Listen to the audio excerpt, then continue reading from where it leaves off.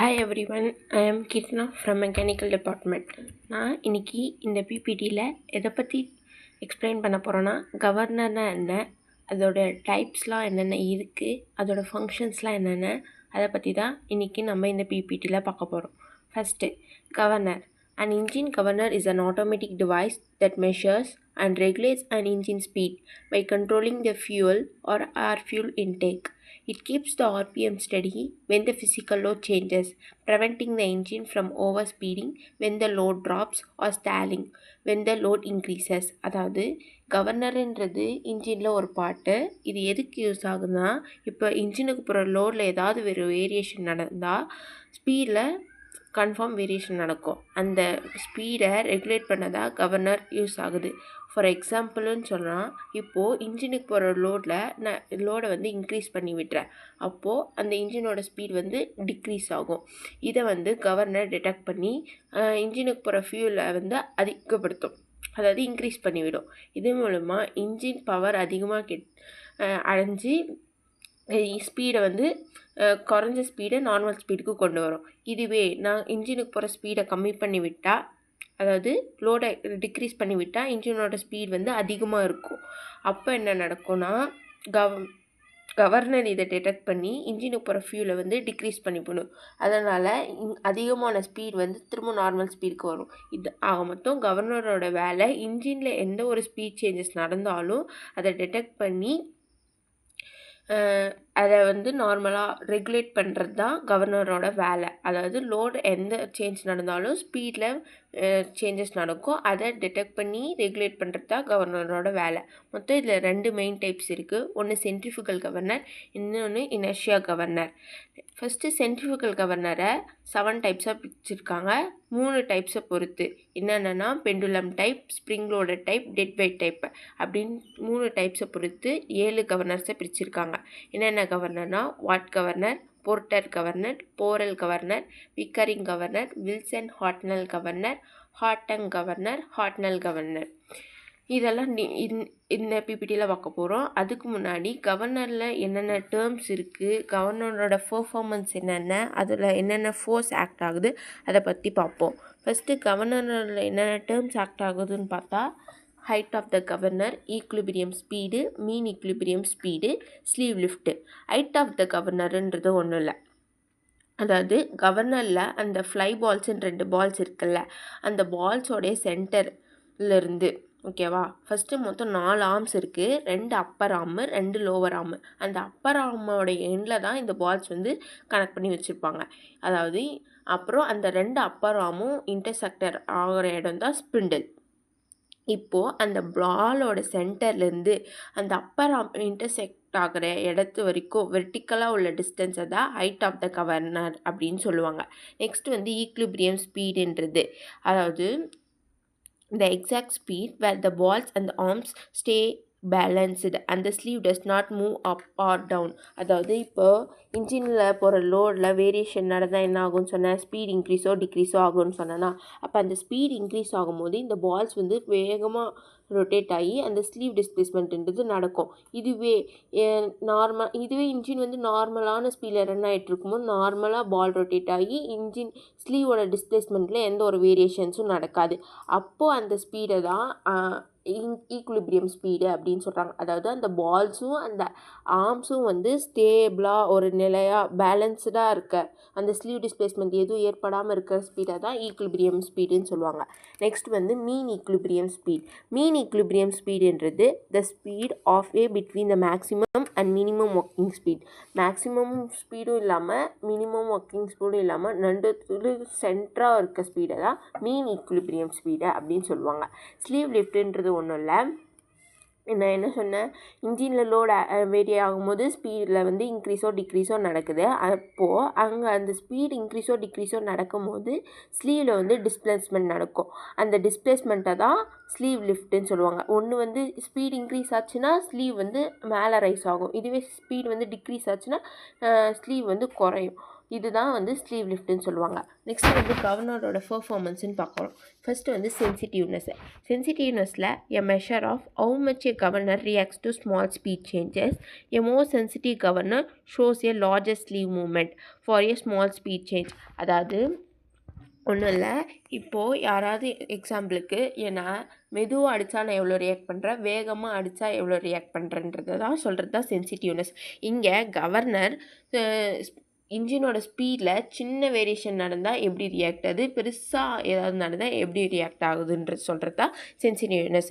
For எக்ஸாம்பிளுக்கு இது வந்து கவர்னர் என்ன சொல்கிறாங்கன்னா ரொம்ப சென்சிட்டிவாக இருக்குது அப்படின்னு சொல்கிறாங்க. அதாவது இன்ஜினோட ஸ்பீட் வந்து மைல்டாக சேஞ்ச் ஆனாலும் அது வந்து ரொம்ப சென்சிட்டிவாக இருக்குது, நிறைய ரியாக்ட் பண்ணுறது, நிறைய ஸ்லீவ் மூமெண்ட் ஏற்படுது அப்படின்னு சொல்கிறாங்க. அதை தான் சென்சிட்டிவ்னஸ் அப்படின்னு இங்கே சொல்கிறாங்க. நெக்ஸ்ட் வந்து stability. When A governor stay study and does not swing widely up and down at a given speed. ஸ்டெபிலிட்டின்றது நான் ஒரு ஸ்பீட் கொடுக்குறேன், அந்த ஸ்பீடில் வந்து பால் வந்து ஒரு மூவ் ஆகும், பட் அந்த ஸ்லீவ் டிஸ்பிளேஸ்மெண்ட்ன்றது இருக்காது. அப்போது அது ஸ்டேபிளாக ஒரு ஸ்டெடியான இதில் மூவ் ஆகிட்டுருக்கு அப்படின்னு சொல்கிறது தான் ஸ்டெபிலிட்டி. நெக்ஸ்ட் வந்து ஐசோக்ரோமிசம் அப்படின்னா a special state where the equilibrium speed remains constant for all radii of the ball movement. இப்போது நான் சொன்னல ஸ்பீட் இன்க்ரீஸ் ஆகும்போது அந்த பால் வந்து வேகமாக ரொட்டேட் ஆகி ஸ்லீவ் டிஸ்பிளேஸ்மெண்ட் ஏற்படும். இதுவே அந்த ஈக்லிபிரியம் ஸ்பீட் எப்போ கான்ஸ்டண்ட்டாக இருக்கும்னா அந்த ஈக்லிபிரியம் ஸ்பீட் கான்ஸ்டண்ட்டாக இருக்கும்போது ரேடியஸ் ஆஃப் த பால் மூமெண்ட்டும் சேமாக இருக்கும். அந்த ரேடியஸ் ஆஃப் அ பால் மூமெண்ட்டை பொறுத்து அந்த ஈக்லிபிரியம் ஸ்பீட் கான்ஸ்டண்ட்டாக இருக்கிறதா ஐசோக்ரோனிசம் அப்படின்னு சொல்லுவாங்க. நெக்ஸ்ட் வந்து ஹண்டிங்ன்றது எ fault where the governor is too sensitive and overcorrects, causing the engine speed to swing continuously above and below the mean speed. அதாவது கவர்னர் வந்து ரொம்ப சென்சிட்டிவ்னு சொல்லணும். ஏன்னா மைல்டாக ஒரு ஸ்பீட் இன்ஜினில் வேரி ஆனாலும் அது ரியாக்ட் பண்ணுது, ஸ்லீவோட மூமெண்ட்டை இன்க்ரீஸோ டிக்ரீஸோ பண்ணி விடுது. அப்போ அதனால் இன்ஜினை வந்து ஒன்று மீன் ஸ்பீடுக்கு மேலே இல்லை கீழே அப்படின்னு ஸ்விங் ஆக வைக்கிறது தான் ஹண்டிங். அந்த ப்ராசஸிங் பேர் தான் ஹண்டிங் அப்படின்னு சொல்கிறாங்க. நெக்ஸ்ட்டு கவர்னரில் என்னென்ன ஃபோர்ஸ்லாம் ஆக்ட் ஆகுதுன்னு பார்க்கும்போது governor effect, governor power, controlling force. First governor effect என்னென்னு பார்ப்போம். The average force acting on the sleeve during the change in speed. அதாவது கவர்னரில் ஏதாவது ஒரு இன்ஜினில் ஏதாவது ஒரு ஸ்பீட் சேஞ்ச் ஆகும்போது அந்த ஸ்லீவில் ஆக்ட் ஆகக்கூடிய ஃபோர்ஸை தான் கவர்னர் எஃபெக்ட் அப்படின்னு சொல்லுவாங்க.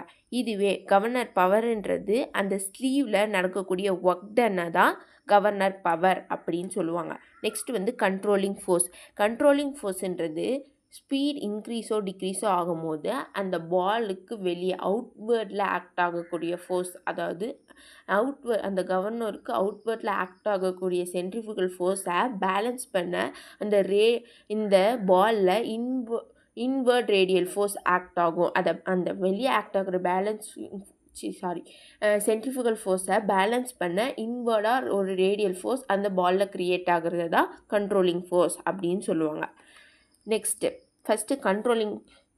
சென்ட்ரிஃபியூகல் கவர்னர்னா என்னன்னு பார்ப்போம். Centrifugal governor is a mechanical device used to automatically regulate the speed of an engine by controlling the supply of the working fluid according to the load of the engine. Centrifugal கவர்னர்ன்றது ஒன்றும் இல்லை, நார்மலாக governor என்ன வேலை செய்யுதோ அதுதான் இதுவும் செய்யுது. எப்படி ஸ்பீடை கண்ட்ரோல் பண்ணுறது தான் இங்கே டிஃப்ரெண்ட். அதாவது இன்ஜினுக்கு போகிற ஒர்க்கிங் ஃப்ளூயிட், அதாவது ஃபியூலை கண்ட்ரோல் பண்ணுறது மூலிமா இன்ஜினோட ஸ்பீடை வந்து ரெகுலேட் பண்ணுது. இதுதான் சென்ட்ரிஃபியூகல் கவர்னரோட வேலை. சிம்பிளான டெஃபினிஷன்னா device that regulates engine speed by controlling fuel or steam supply. பிரின்சிபல்னு பார்க்கும்போது centrifugal force increases with the governor ball speed. அந்த பாலோட ஸ்பீடை பொறுத்து சென்ட்ரிஃபியூகல் ஃபோர்ஸ் வந்து இன்க்ரீஸ் ஆகுது. Next working increased speed. Balls வந்து இப்போ ஸ்பீட் வந்து இன்க்ரீஸ் ஆச்சுன்னா அந்த பால்ஸ் வந்து அவுட்வேர்டு நோக்கி மூவ் ஆகும். இது அப்புறம் ஸ்லீப் ரைசஸ் ஆகும். இன்ஜினுக்கு போகிற சப்ளை ஸ்பீட் இன்க்ரீஸ் ஆக போது இன்ஜினுக்கு போகிற சப்ளை வந்து டிக்ரீஸ் ஆகும். பர்பஸ் என்னென்னா இன்ஜினோட ஸ்பீடை வந்து கான்ஸ்டண்ட்டாக வச்சுக்கும். அதாவது லோடு வேரியேஷன் நடந்தாலும் இன்ஜினோட ஸ்பீடை வந்து கான்ஸ்டண்ட்டாக வச்சுக்கிறது தான் இதோட purpose. When engine speed increases, centrifugal force reduces the fuel or steam supply and brings the engine speed back under control. இதுதான் சென்ட்ரிஃபியூகலோடைய பர்பஸ். Next வந்து watt governor. A watt governor is a type of a centrifugal governor used in steam engines to automatically regulate the supply of the steam to the engine according to changes in speed. அதாவது watt governorன்றது same சென்ட்ரிஃபியூகலோடைய type தான். இது எங்கே use பண்ணுவாங்கன்னா steam இன்ஜின்ஸில் use பண்ணுவாங்க. Centrifugal governor என்ன பண்ணுவோம்னா same என்ன அதே தான் வாட் கவர்னரும் பண்ணும். இன்ஜினோட ஸ்பீடை ரெகுலேட் பண்ணி தரும். பட் இங்கே டிஃப்ரென்ஸ் என்னென்னா எதை வச்சு இன்ஜினோட ஸ்பீடை வந்து ரெகுலேட் பண்ணுது அப்படின்றது தான் டிஃப்ரென்ஸ். சென்ட்ரிஃபியூகல் கவர்னர்ன்றது இன்ஜினுக்கு போகிற ஃபியூல், அதாவது ஒர்க்கிங் ஃப்ளூயிடை கண்ட்ரோல் பண்ணுறது மூலிமா இன்ஜினோட ஸ்பீடை வந்து ரெகுலேட் பண்ணுது. இங்கேயும் அதே தான். இது வந்து ஸ்டீம் இன்ஜின்ஸ் யூஸ் பண்ணுறதுனால இங்கே வந்து சப்ளை ஆஃப் த ஸ்டீமை வச்சு இன்ஜினோட ஸ்பீடை வந்து ரெகுலேட் பண்ணுறாங்க. பிரின்சிபல்னு பார்க்கும்போது what governor works on the principle of centrifugal force produced by the rotating mass. அதாவது இங்கே அப்பர் ஆர்மில் கனெக்ட் பண்ணி வச்சிருக்கக்கூடிய மாஸ் வந்து ரொட்டேட்டிங் மாஸ் வந்து சென்ட்ரிஃபியூகல் ஃபோர்ஸை ப்ரொடியூஸ் பண்ணணும். இந்த பிரின்சிபல் பேஸ் பண்ணி தான் வாட் கவர்னர் வந்து ஒர்க் ஆகுது அப்படின்னு சொல்கிறாங்க. Next வந்து Porter governor. A Porter governor is a type of a centrifugal governor in which the central load is attached to the sleeve of the governor to increase the controlling force. இதுவும் ஒரு centrifugal கவர்னரோடைய type. இங்கே என்ன டிஃப்ரென்ஸ்னால் centre load வந்து ஸ்லீவோட attach பண்ணி வச்சுருப்பாங்க. எதுக்குன்னா அந்த கண்ட்ரோலிங் ஃபோர்ஸை வந்து இன்க்ரீஸ் பண்ணுறதுக்கு. ஸ்டார்டிங்லேயே சொல்லியிருப்பேன், கண்ட்ரோலிங் ஃபோர்ஸுன்றது வெளியே ஆகக்கூடிய சென்ட்ரிஃபியூகல் ஃபோர்ஸை பேலன்ஸ் பண்ண அந்த பாடில் வந்து இன்வர்டாக ஒரு ரேடியல் ஃபோர்ஸ் க்ரியேட் ஆகும். இங்கே வந்து எக்ஸ்ட்ராவாக ஸ்லீவோட சென்ட்ரலோட கனெக்ட் பண்ணி வச்சுருப்பாங்க. எதுக்குன்னா அந்த கண்ட்ரோலிங் ஃபோர்ஸை வந்து இன்க்ரீஸ் பண்ண. நெக்ஸ்ட் வந்து பிரின்சிபல்னு பார்க்கும்போது porter governor works on the principle of centrifugal force and uses a central load to control the engine speed. இங்கே வந்து சென்ட்ரல் லோட் யூஸ் பண்ணி அந்த இன்ஜின் ஸ்பீடை வந்து ரெகுலேட் பண்ணுறாங்க. இந்த பிரின்சிபலை பேஸ் பண்ணி தான் போர்ட்டர் கவர்னர் வந்து ஒர்க் ஆகுது. Next Porel governor.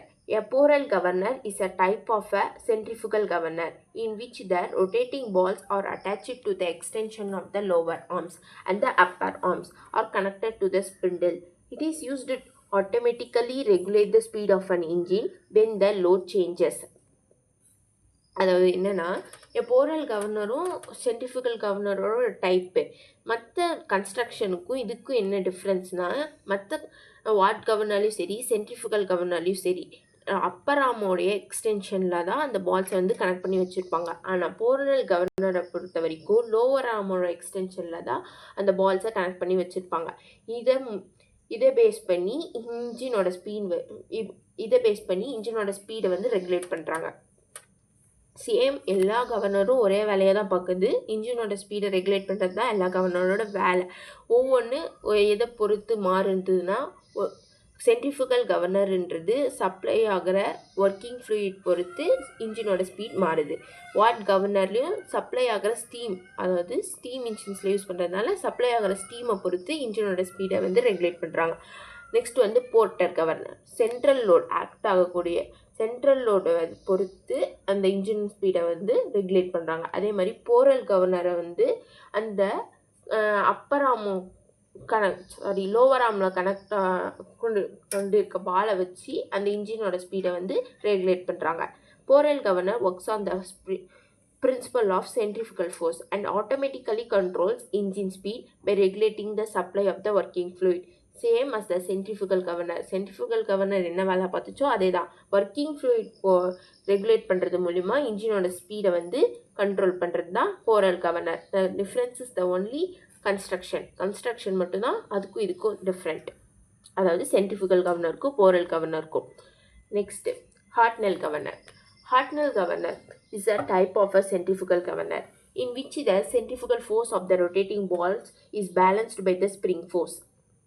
It is used to automatically regulate the speed of the engine. இது வரைக்கும் பார்த்தது எல்லாமே அந்த ஒர்க்கிங் ஃப்ளூயிட் மூலயமாவோ ஸ்டீம் மூலயமாவோ இல்லை ஆக்ட் ஆகிற லோட் மூலயமாவோ இதை வச்சு தான் இன்ஜின் ஸ்பீடை ரெகுலேட் பண்ணுறாங்க. இப்போ இங்கே என்ன டிஃப்ரென்ஸ்னால் இங்கே ஒரு ஸ்ப்ரிங் ஃபோர்ஸுன்றதை வச்சு அதை வச்சு இன்ஜினோட ஸ்பீடை வந்து ரெகுலேட் பண்ணுறாங்க. இதுதான் ஹார்ட்னல் கவர்னர் அப்படின்னு சொல்கிறாங்க. இது ஒரு சென்ட்ரிஃபியூகல் கவர்னரோட டைப்பு. இங்கே வந்து அந்த ரொட்டேட்டிங் பால்ஸை வந்து இங்கே ஸ்ப்ரிங் ஃபோர்ஸ் வந்து பேலன்ஸ் பண்ணுது அப்படின்னு சொல்கிறது தான் இதோட கான்செப்ட். பிரின்சிபல்னு பார்க்கும்போது Hartnell governor works on the principle of centrifugal force which is balanced by the spring force to control engine speed. அதாவது இங்கே அந்த பாலோடைய சென்ட்ரிஃபியூகல் ஃபோர்ஸை வந்து ஸ்ப்ரிங் ஃபோர்ஸ் பேலன்ஸ் பண்ணுது. இது மூலமா இன்ஜினோட ஸ்பீடை வந்து ரெகுலேட் பண்ணுறது தான் இதோட principal. Next, hot tongue governor. A hot tongue governor is a type of a centrifugal governor in which the balls are mounted on bell crank levers and the controlling force is provided by the springs. அதாவது இங்கே பால்ஸை வந்து bell crank levers மேலே mount பண்ணி வச்சுருப்பாங்க. இங்கேயும் controlling ஃபோர்ஸை வந்து எது ப்ரொவைட் பண்ணுதா அந்த ஸ்ப்ரிங் தான் ப்ரொவைட் பண்ணுறது. இது பிரின்சிபல் என்னன்னு பார்க்கும்போது hot tongue governor works on the principle of centrifugal force balanced by the spring force to regulate the engine speed. அதாவது அந்த பால் ரொட்டேட் ஆகும்போது அவுட்வேர்டில் ஒரு சென்ட்ரிஃபியூகல் ஃபோர்ஸ் கிரியேட் ஆகுது. அதை பேலன்ஸ் பண்ண ஸ்ப்ரிங் ஃபோர்ஸ் வந்து கிரியேட் ஆகுது.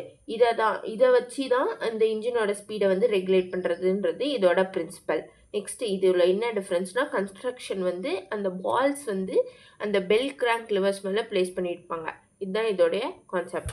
நெக்ஸ்ட் வந்து Wilson Hartnell governor definition. A Wilson-Hartnell governor is a modified type of Hartnell centrifugal governor in which the controlling force is provided by the spring and the balls are connected to the sleeve through a shootable lever mechanism. அதாவது Wilson Hartnell governor வந்து modified version of the Hartnell governor. இது எதுக்குன்னா அதே same engine speed regulate பண்ணுறது தான். இங்கே என்ன டிஃப்ரென்ஸ்னால் the controlling force is provided by the spring. அங்கே வந்து அதே தான் கண்ட்ரோலிங் ஃபோர்ஸை வந்து அதாவது ஹார்ட்னல் கவர்னரில் இதே தான் கண்ட்ரோலிங் ஃபோர்ஸை பேலன்ஸ் பண்ண ஸ்ப்ரிங் ஃபோர்ஸ் ஆக்ட் ஆகும். இங்கே என்ன டிஃப்ரென்ஸ்னால் அந்த பால்ஸை வந்து ஸ்லீவோட கனெக்ட் பண்ணி வச்சுருப்பாங்க. அதுதான் இங்கே உள்ள டிஃப்ரென்ஸ். நெக்ஸ்ட் வந்து பிரின்சிபல்னு பார்க்கும்போது Wilson Hartnell governor works on the principle of centrifugal force balanced by the spring force to maintain the engine speed. அதாவது வெளியே ஆக்ட் ஆகக்கூடிய சென்ட்ரிஃபியூகல் ஃபோர்ஸை பேலன்ஸ் பண்ண ஸ்ப்ரிங் ஃபோர்ஸ் ஆக்ட் ஆகும். அதை வச்சு தான் இன்ஜினோட ஸ்பீடை மெயின்டைன் பண்ணுறாங்கன்றது தான் இதோட principal. Next, Pickering, the last and final. A Pickering governor is a type of a centrifugal governor in which the controlling force is provided by the flat springs arranged around the spindle. It is used for regulating the speed of small engines. Principle: the controlling force to regulate engine speed. Pickering governor works on the principle of centrifugal force with the flat springs providing. மற்றதுக்கும் இதுக்கும் உள்ள construction என்னென்னா இதில் வந்து ஸ்பிண்டிலை சுற்றியும் flat springs arrange பண்ணி வச்சுருப்பாங்க. இதை வச்சு தான் இன்ஜினோட ஸ்பீடையே ரெகுலேட் பண்ணுறது அப்படிங்கிறது தான் இதோட கான்செப்ட். இதுவும் சென்ட்ரிஃபியூகல் ஃபோர்ஸ் கடையில் பிரின்சிபல் ஆஃப் சென்ட்ரிஃபியூகல் ஃபோர்ஸ் அண்டரில் தான் ஒர்க் ஆகுது. எதை வச்சுன்னா அந்த ஃப்ளாட் ஸ்ப்ரிங் ப்ரொவைட் பண்ணுற ஸ்ப்ரிங் ஃபோர்ஸை வச்சு தான் அந்த சென்ட்ரிஃபியூகல் ஃபோர்ஸை பேலன்ஸ் பண்ணுது. இதை வச்சு இன்ஜினோட ஸ்பீடை வந்து ரெகுலேட் பண்ணுது. இதுதான் மொத்தம் Watt governor, centrifugal governor and போர்னர் இதெல்லாம் வந்து அதை ஃபியூலை பேஸ் பண்ணி அதுக்கப்புறம் சென்ட்ரல் லோட பேஸ் பண்ணி சென்ட்ரிஃபியூகல் ஃபோர்ஸை பேலன்ஸ் பண்ணும். ஆனால் Hartnell, Hartung, Wilson Hartnell governor, Pickering governor இந்த 4 ஸ்ப்ரிங் ஃபோர்ஸை வச்சு சென்ட்ரிஃபியூகல் ஃபோர்ஸை பேலன்ஸ் பண்ணு. இதுதான் இந்த 7 கவர்னர்ஸ்க்கு உள்ள டிஃப்ரென்ஸ். நெக்ஸ்ட்டு வந்து வைப்ரேஷன்ஸ்னால் என்ன, அதில் எத்தனை டைப்ஸ் இருக்குது அப்படின்னு தான் பார்க்க போகிறோம். நார்மலாக வைப்ரேஷன்னா என்னன்னு சொல்லுவோம், to and fro motion, their equilibrium position, harmonic vibrations. அதாவது ஒரு டு அண்ட் ஃப்ரோ மோஷன் நடந்தாவே வைப்ரேஷன் சொல்லுவோம். இப்போ சப்போஸ் எக்ஸாம்பிளுக்கு ஒரு ஃபோன் ரிங் ஆச்சுனாவே நம்ம என்னன்னு சொல்லுவோம், வைப்ரேட் ஆகுது அப்படின்னு சொல்லுவோமா. அப்போது to and fro motion about their equilibrium அந்த மீன் பொசிஷனை பொறுத்து டுவோ அண்ட் ஃப்ரோவா ஒரு மோஷன் நடந்தாவே அதை வைப்ரேஷன் அப்படின்னு சொல்லுவோம். இதில் மொத்தம் 7 டைப்ஸ் இருக்குது. என்னென்ன டைப்ஸ்னால் free vibration, forced vibration, damped vibration, undamped vibration, longitudinal vibration, torsional vibration, transverse vibration. இது ஒவ்வொன்றை பற்றியும் இப்போ பார்க்க போகிறோம். Free vibrationங்கிறது when a system oscillates on its own after being an initial disturbance with no external force acting during the motion. It vibrates as its own natural frequency. எக்ஸாம்பிளுக்கு என்ன சொல்லியிருக்காங்க, a simple pendulum displaced and released. Free vibration ஒன்றும் இல்லை. இப்போது system வந்து oscillate ஆகுது. அது எது பொறுத்து ஆசிலேட் ஆகுதுன்னா அதோட மீன் பொசிஷனை பொறுத்து. எப்படின்னா, நான் இனிஷியலாக ஒரு டிஸ்டர்பன்ஸ் கொடுக்குறேன் அந்த பாடிக்கு, அப்போது அது வந்து ஆசிலேட் ஆகிட்டுருக்கு அதோட மீன் பொசிஷனை பொறுத்து. இது வந்து நேச்சுரலாக எந்த ஒரு எக்ஸ்டர்னல் ஃபோர்ஸும் கொடுக்காம இனிஷியலாக ஒரு டிஸ்டர்பன்ஸ் கொடுத்தது மூலிமா மட்டும் நடக்கிறது தான் ஃப்ரீ வைப்ரேஷன். எக்ஸாம்பிளுக்கு சொல்லியிருக்காங்க, a simple pendulum displaced and release. இப்போ ஒரு பெண்டுலம் இருக்குன்னா நான் ஃபஸ்ட்டு அதை டிஸ்டர்ப் பண்ணி விடுறத தான் எக்ஸாம்பிளாக சொல்லியிருக்காங்க. நெக்ஸ்ட் வந்து ஃபோர்ஸ்டு வைப்ரேஷன். ஃபோர்ஸ்டு வைப்ரேஷன்ன்றது ஃப்ரீ வைப்ரேஷன்லேருந்து எப்படி ஃபோர்ஸ்டு வைப்ரேஷன் ஆகுதுன்னு தான் இங்கே பார்க்க போகிறோம். It occurs when the system is continuously driven by an external periodic force. The system vibrates at the frequency of the applied force, not its own natural frequency. அதாவது free வைப்ரேஷனுக்கும் forced வைப்ரேஷனுக்கும் என்ன டிஃப்ரென்ஸ்னு first சொல்லிடுறேன். Free வைப்ரேஷன்னா இனிஷியலாக ஒரு disturbance கொடுத்து விட்டுறது free vibration. இதுவே forced வைப்ரேஷன்ன்றது அந்த free வைப்ரேஷன்லேருந்து எப்படி ஃபோர்ஸ்ட் வைப்ரேஷன் மாற்றுறோன்னா, இனிஷியலாக மட்டும் டிஸ்டர்ப் பண்ணி விடாமல் கண்டினியூஸாக ஒரு ஃபோர்ஸ் கொடுத்து எக்ஸ்டர்னலாக ஒரு ஃபோர்ஸ் கொடுத்து ரிப்பீட்டடாக அதை டிஸ்டர்ப் பண்ணிகிட்டே இருக்கிறது மூலிமா ஃபோர்ஸ்ட் வைப்ரேஷன் க்ரியேட் ஆகும். இது based on the external periodic force.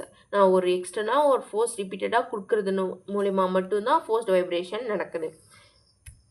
This is a system in free vibration. Now we apply a continuous periodic force. This is forced vibration, moving at the applier's frequency. Next, damped vibration. It occurs when energy is lost during oscillation due to resistance, friction, air, or a damper, causing the amplitude to gradually reduce over time until motion stops. இந்த டேம்படு vibration என்னன்னா, இப்போது vibration நடந்துட்டுருக்கு, அந்த வைப்ரேஷனை மீன் பொசிஷனுக்கு கொண்டு வரத்துக்கு try பண்ணுறது தான்.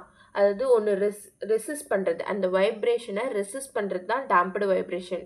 அதுக்கு மேபி அது எது மூலிமா, ஃப்ரிக்ஷன் மூலிமா இருக்கலாம், ஏர் மூலிமா இருக்கலாம், ஆர் இல்லை டேம்பர் மூலிமா இருக்கலாம்.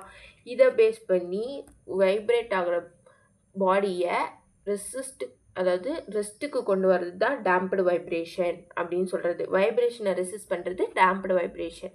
எக்ஸாம்பிளுக்கு என்ன சொல்லலாம்னா, இப்போது வந்து ஒரு கார் இருக்குது, அது ஸ்பீட் பிரேக்கரை க்ராஸ் பண்ணும்போது இட் வில் கெட் பவுன்ஸ். அதாவது இப்போது அந்த இடத்துல இப்போ நான் காரில் ஸ்ப்ரிங்கை மட்டும் ப்ளேஸ் பண்ணி வச்சுருந்தேன்னா எனக்கு பவுன்ஸ் ஆகிட்டே இருக்கும். ஆனால் அந்த காரில் ஸ்ப்ரிங் மட்டும் ப்ளேஸ் பண்ணாமல் ஆயில் ஃபில்டு டேம்பருன்றதை வந்து ப்ளேஸ் பண்ணி வச்சுருப்பாங்க ஸ்ப்ரிங்கோட. அப்போ என்ன பண்ணுன்னா அது ரெசிஸ்ட் பண்ணும், எக்ஸ்டென்ஷனை ரெசிஸ்ட் பண்ணி கம்ப்ரஸ் பண்ணிவிடும். அதாவது அந்த வைப்ரேஷனை அந்த ஸ்ப்ரிங்கை வந்து எக்ஸ்டெண்ட் பண்ணாமல் கம்ப்ரஸ் பண்ண யூஸ்ஃபுல்லாகும். இதுதான் டேம்படு vibration. A spring alone makes your car bounce forever. Adding a damper, which is an oil-filled piston that works by compressing easily but resists expansion, makes the ride smoother. Because இதுதான் இதோட example. Next வந்து அன்டாம்படு vibration. அன்டாம்படு வைப்ரேஷன்னா it occurs when no energy is lost during vibration, no friction or resistance. Some of the amplitude remains constant forever. This is an ideal condition. Purely undamped system do not really exist in practice. இது என்ன சொல்லுதுன்னா, vibrate நடக்கும்போது எந்த ஒரு எனர்ஜியும் loss ஆகாது, எந்த ஃப்ரிக்ஷனோ ரெசிஸ்டன்ஸோ ஏற்படாது. அதாவது அந்த வைப்ரேஷனில் ஆம்ப்ளிடியூட் வந்து கான்ஸ்டண்ட்டாக இருக்கும். இது வந்து ஐடியல் கண்டிஷன்னு சொல்லுவாங்க. இது ப்ராக்டிக்கலாக எங்கேயும் எக்ஸிஸ்ட் ஆகாது. இதுக்கு எக்ஸாம்பிள் என்ன சொல்லலாம்னா, and ideal mass spring system with no air resistance. அதாவது ஒரு மாஸ் ஸ்ப்ரிங் சிஸ்டம் இருக்குது, அதை நான் டிஸ்டர்ப் பண்ணி விடுறது மூலிமா ஏர் ரெசிஸ்டன்ஸ் மூலியமாகவோ சரி எது மூலியமாகவும் சரியும் அது வந்து ஒரிஜினல் பொசிஷனுக்கு வராது அப்படின்னு சொல்கிறது தான் அன்டாம்படு vibration. Next, longitudinal vibration. The particles of the shaft or body move parallel to its axis, causing alternate elongation and shortening of the fibers like compression and tension along the length. அதாவது longitudinal வைப்ரேஷன்ன்றது இப்போது spring mass சிஸ்டமே இருக்குதுன்னு வச்சுக்கோங்களேன். அதை நான் ஆஸ்லேட் பண்ணி விட்டுறேன். ஆஸ்லேட் பண்ணுறது மூலிமா ஆக்சஸுக்கு பேரலாக மட்டும் ஆல்டர்னேட் எலாங்கேஷன் அண்டு கம்ப்ரெஷன் நடக்கிறது தான் லாங்கிடியூடினல் வைப்ரேஷன் அப்படின்னு சொல்லுவாங்க. எக்ஸாம்பிள் ஓகே, இந்த வீடியோ பாரு. நெக்ஸ்ட் வந்து அதாவது எப்படி சொல்கிறது, அந்த வைப்ரேஷன் வந்து அந்த ஆக்சிஸ்க்கு பேரலாக நடக்கிறது தான் லாங்கிடியூடினல் வைப்ரேஷன் அப்படின்னு சொல்லுவாங்க. Next transverse vibration. The particles move perpendicular to the axis of the shaft or body causing alternate bending. Transverse வைப்ரேஷன்ன்றது நத்திங், சேம் அதே மாதிரி ஒரு ஸ்ப்ரிங் மாஸ் சிஸ்டம் எடுத்துப்போம். அதை வந்து நான் டிஸ்டர்ப் பண்ணி விட்டுறேன். அப்போது அதில் ஆக்ட் ஆகக்கூடிய வைப்ரேஷன் வந்து அந்த ஆக்சிஸ்க்கு ஸ்ப்ரிங் ஆக்சிஸ்க்கு பர்பண்டிகுலராக இருக்கிறது தான் டிரான்ஸ்வர்ஸ் வைப்ரேஷன் அப்படின்னு சொல்லுவாங்க. எக்ஸாம்பிளுக்கு பாருங்கள், இப்போ அந்த ஸ்ப்ரிங் மாஸ் சிஸ்டத்தை நான் டிஸ்டர்ப் பண்ணுறேன்னா அப்போது அந்த ஆக்சிஸுக்கு பர்பண்டிகுலராக ஆக்ட் ஆகிற வைப்ரேஷனை தான் டிரான்ஸ்வர்ஸ் வைப்ரேஷன் அப்படின்னு சொல்லுவோம். நெக்ஸ்ட் வந்து last and final torsional vibration. Torsional வைப்ரேஷன்னா the shaft gets twisted alternatively causing torsional shear stress with particles moving in a circle about the axis. Torsional வைப்ரேஷன்ன்றது நத்திங் இல்லை, இப்போ ஒரு ஷாஃப்டை நான் ட்விஸ்ட் பண்ணுறது மூலிமா அங்கே டார்ஷனல் ஷியர் ஸ்ட்ரெஸ்ன்றது க்ரியேட் ஆகும். அப்போ அது க்ரியேட் ஆகிறது மூலிமா அது சுற்றி உள்ள பார்ட்டிகல்ஸ் வந்து சர்க்கிளாக அந்த ஆக்சிஸை பொறுத்து சர்க்கிளாக மூவ் ஆகுது தான் டார்ஷனல் வைப்ரேஷன். எக்ஸாம்பிளுக்கு a shaft with a rotor at the end twisting back and forth. இதான் அதோட example. We will see in the next video. Thank you.